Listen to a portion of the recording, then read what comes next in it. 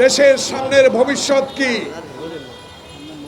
এই বিষয়ে যখন বিএনপি কথা বলে, যখন এই অ্যাডভোকেট রিজভী আহমদ দলের পক্ষ থেকে কথা বলে, দলের মহাসচিব যখন দেশের চলমান রাজনৈতিক সংকট নিয়ে কথা বলে, যখন এই নির্বাচন নিয়ে কথা বলে, তখনই একটি পক্ষ যাদেরকে কখনো কোনো সময়ে বিগত 16 বছরে রক্তক্ষয়ী সংঘর্ষের মধ্য দিয়ে হাসিনা ফ্যাসিস্ট সরকারের বিরুদ্ধে বিএনপি লড়াই করেছে। 5,000-এর উপর বিএনপির নেতাকর্মী যারা আত্মহত্যা দিয়েছে, যারা জুলাই আগস্টের বিপ্লবে হাজার হাজার ছাত্রের রক্ত নিয়ে ছিনিমিনি খেলেছে, হত্যা করেছে রাইফেলের গুলিতে। সেই মুহূর্তে যখন বিএনপি দেশে একটি চলমান রাজনৈতিক সংকট শেষ করে একটি নির্বাচনের কথা বলে, তখনই বলে বিএনপি খালি নির্বাচন বলে। প্রিয় ভাইরা, বিএনপি তো নির্বাচনমুখী দল। শহীদ জিয়া তো বাংলাদেশে নির্বাচন পদ্ধতিকে সহজতর করেছে। সারা বিশ্বে বাংলাদেশকে তলাবিহীন ঝুড়িতে যারা পরিণত করেছে, সে তলা লাগিয়ে ঝুড়িতে পরিণত করেছে। আজকে তারই দল জিয়াউর রহমান, খালেদা জিয়া, তারেক রহমানের দলকে নিয়ে যারা আজকে কটূক্তি করেন, তাদেরকে বলতে চাই, তারেক রহমান কিন্তু ক্ষমতায় হাসিনার মতো যেতে চায় না। বিএনপি কিন্তু 2014 সালের 154 জন বিনা প্রতিদ্বন্দ্বিতা নির্বাচিত হয়ে সরকার গঠন করতে চায় না।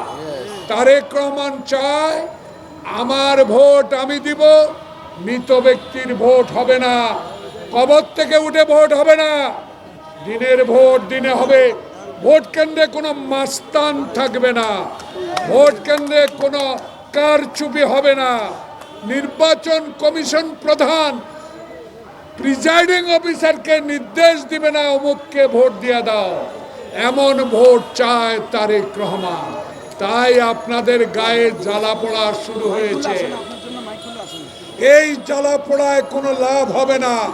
বাংলাদেশে সবচেয়ে জনপ্রিয় দল বাংলাদেশ জাতীয়তাবাদী দল, সেই দলের নেতা তারেক রহমানকে আজকে বলতে হচ্ছে, কেতাবি সংস্কার দিয়ে এই সংস্কার চলবে না। সংস্কার হবে নির্বাচনের জন্য, সংস্কার হবে আমার ভোট আমি দিব, সংস্কার হবে দিনের ভোট দিনে হবে। সেই সংস্কার করে অনতিবিলম্বে বিএনপি নয়, সারা বাংলাদেশের 75% মানুষ এখন একটি সুষ্ঠু নির্বাচন চায়। সেই নির্বাচনের দিনক্ষণ আপনাকে ঘোষণা করতেই হবে। আমরা জোর করে ক্ষমতা যেতে চাই, আমরা হাসিনার মতো ফ্যাসিস্ট হতে চাই না, আমরা গণতন্ত্র হত্যা করতে চাই না, আমরা জনগণের সেবা করতে চাই। যেই জনগণ বাংলাদেশ জাতীয়তাবাদী দলকে ক্ষমতায় বসিয়েছিলেন, সুষ্ঠুভাবে দেশ পরিচালনা করেছিলেন,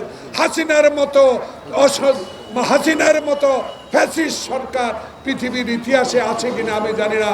তাই আজকে নতুন করে আবার ষড়যন্ত্র শুরু করে নির্বাচনকে বিলম্বিত করা হলে আবার কিছু কিছু আমলা যারা শেখ হাসিনার এখনো প্রেতাত্মা, তারা সুযোগ পাবে। তাই বাংলাদেশে গ্রহণযোগ্য পৃথিবীর অত্যন্ত প্রিয় ব্যক্তি ডক্টর মোহাম্মদ ইউনূস, আপনার কাছে অনুরোধ জানাবো, আমাদের দাবি না, সারা বাংলাদেশের মানুষের দাবি আপনার কাছে, একটি নির্বাচনের ম্যাপ ঘোষণা করে অনতিবিলম্বে জনপ্রতিনিধি হাতে ক্ষমতা হস্তান্তর করুন।